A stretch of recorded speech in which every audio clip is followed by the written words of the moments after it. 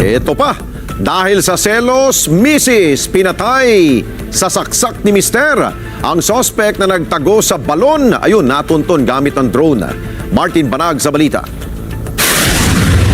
Kita sa CCTV ang pagsaksak ng lalaking ito sa kanyang mismong asawa sa kailang bahay sa Barangay Tugtog, San Jose, Batangas. Dahil dito nagtamo ng saksak sa iba't ibang parte ng katawan ang biktima, naging sanhi ng agarang pagkamatay nito.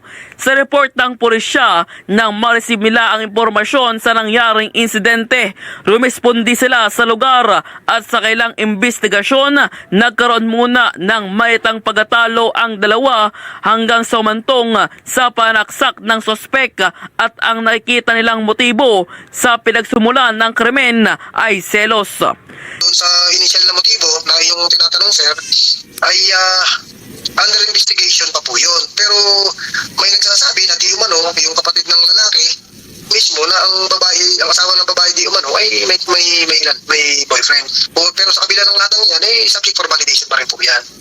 Sa sinagawang manat operation ng San Jose MPS, katuwang ang drone team ng Batangas PPO, ay tunto nila ang sospek na nagtago pa sa isang deep well at naaresto ito.